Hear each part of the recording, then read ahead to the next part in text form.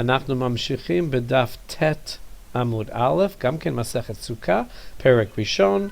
פרק סוכה, כי הפרק מתחילה עם המילה סוכה. פה בדף ט' המשנה מתחילה סוכה ישנה.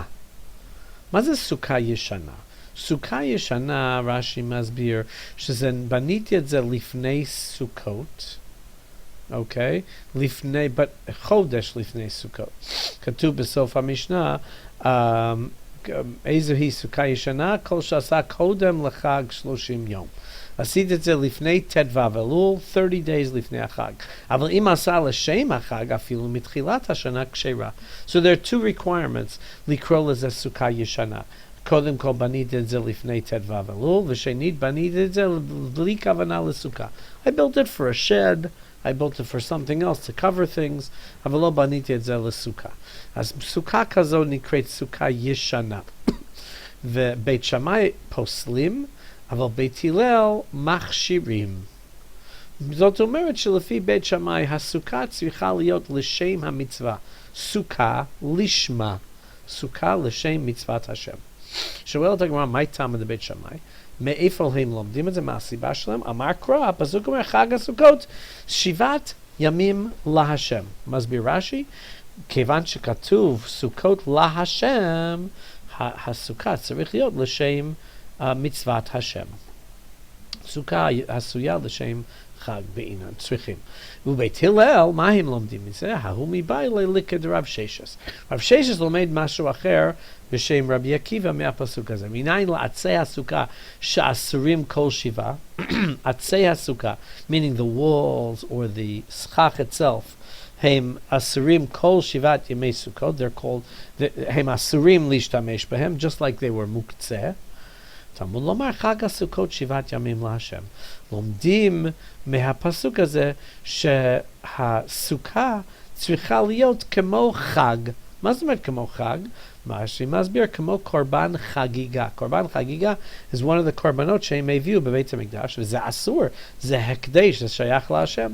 בסוכות הסוכה היא כמו חג, כמו קורבן חגיגה. כמו שאומר רבי יהודה ממטרה, כשם שחל, כשם שמיים על חגיגה, כמו ששם השם חל is placed על קורבן חגיגה, כך חל שם שמיים על הסוכה. הסוכה היא קדושה, and we're not allowed to use it. כמו שחג או קורבן חגיגה אסורה, גם סוכה אסורה. שנאמר חג הסוכות 7 ימים להשם, הוא לומד את זה מהפסוק הזה. So, שואל הגמרא, wait a second. היה לו בית שמאי, גם כן נמיד בי בעילי להחריג, גם כן צריכים את הפסוק הזה. Right? So what do they do? אין הכי נמי, אתה צודק. אלא מי טעמי הוא דבית שמאי? מה הסיבה שסוכה צריכה להיות לשם המצווה וסוכה ישנה היא פסולה? חג הסוכות, הנה יש להם פסוק אחר, חג הסוכות תעשה לך 7 ימים. What does that mean? סוכה העשויה לשם חג. צריכים לעשות את הסוכה לשם חג הסוכות.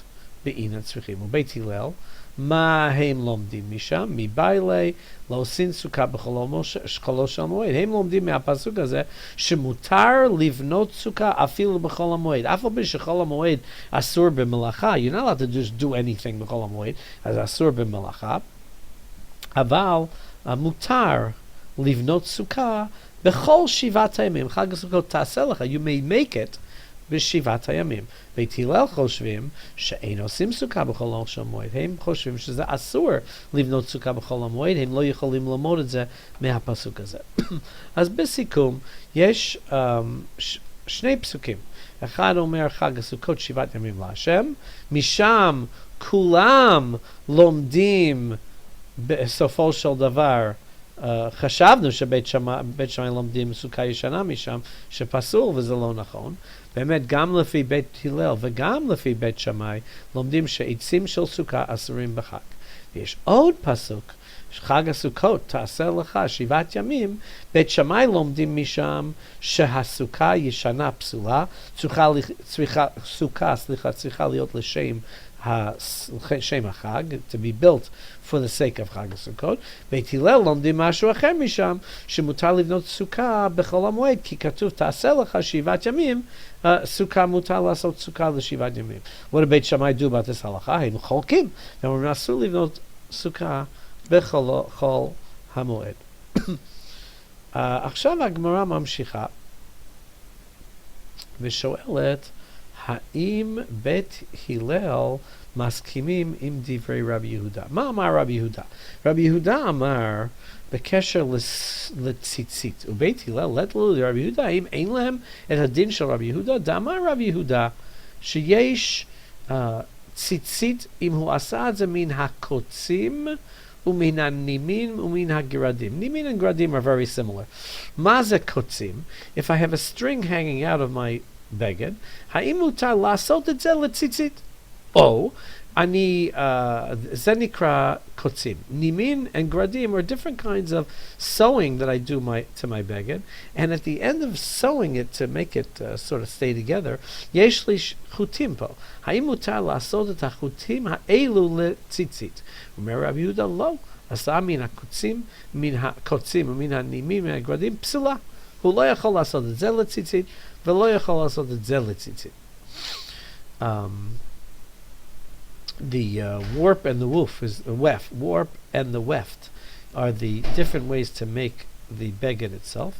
And if I have things hanging out from either shati or erev, the warp shati, or the erev, the weft, either way, ani lo yachol, these strings that hang out, zenikra min hakotzim.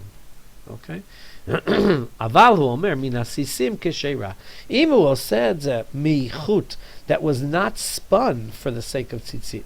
When I make a thread, I have to spin the thread. I have to take a lot of little pieces of cotton or wool and spin them together to make the thread. I don't have to spin them l'shem tzitzit, but I do have to put them into the beged l'shem tzitzit. If they're just hanging out of the beged for some reason, ani lo yachol lasot totam l'tzitzit. Tzrichim tzitzit l'shem mitzvah. I don't have to make the string l'shem mitzvah, but I do have to use a string that's put into the beged l'shem mitzvah. I cannot use a string that's just hanging out of here for some reason. Tzarich l'shem mitzvah. Zeh lefi Rabbi Yehuda. Ha'im Beit Hillel she'omrim she'tzukah lo tzricha liot lishma, ha'im הם חושבים שגם ציצית לא צריכים להיות לשמה? So, האמת היא שיש מחלוקת פה. לפי שמואל, שמואל חולק על רבי יהודה ואומר שגם מן הסיסין פסולה. What Rabbi Yehuda said is kasher, that if you spin the string itself, lo l'shem tzitzit ze kasher. Shmuel disagrees and said even spinning the string tzarich liot tiviyah lishma. Tiviyah is spinning the string. So Rabbi Shmuel goes even further than Rabbi Yehuda, shegam hachut atzmo tzarich lasot oto l'shem tzitzit. What does Beit Hillel hold about this? Omeret Hagmara, no. Shani hatam shonet tzitzit ki katuv gedilim ta'aseh lecha shetzrichim lasot et ha-tzitzit, gedilim or tzitzit, tzrichim lasot zet l'shem mitzvah. Lecha means l'shem ha-mitzvah shelcha. So, Shoel Hagmara, wait a second, Sukkot gam ken katuv Chag HaSukkot ta'aseh lecha. Why don't you say l'shem chovcha? No. אומרת הגמרא, no. בציצית יש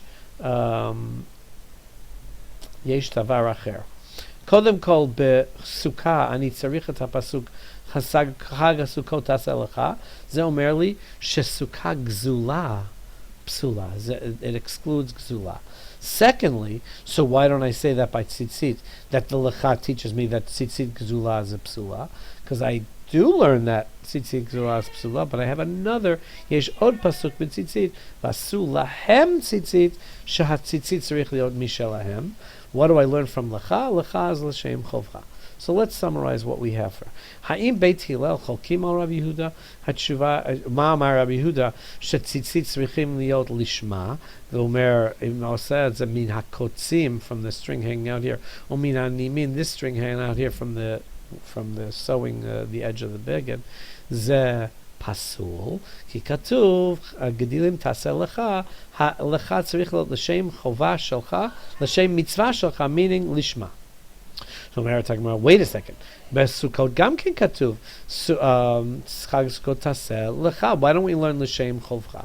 אומרת הגמרא, no, אני צריך את הפסוק הזה ללמד אותי סוכה גזולה, ולכן לפי בית הלל, אין לי פסוק שמלמד אותי שסוכה צריך להיות לשמה. אין לי פסוק כזה. So why don't I say by וצצית, שזה גם כן לך ללמד אותי שציצית גזולה היא פסולה, כי אני לומד את זה מפסוק אחר. Where do I learn ציצית גזולה פסולה? From a different parsha of ציצית that we say every single day. ועשו להם ציצית, לומדים מזה שהציצית צריך להיות שייך לך, ולכן ציצית גזולה פסולה. Now that I have a new לך, an extra לך, גדילים תעשה לך, אני יכול ללמוד שזה לשם המצווה, או צריכים ציצית לשמה. By Sukkah, I only have one pasuk, so I learn Sukkah Gzula Psula, and I don't have a pasuk left to learn שזה צריך להיות לשם חובה. And we already learned שבית הלל חולקים על המקור של בית שמאי, ולכן הם לא לומדים את זה משם.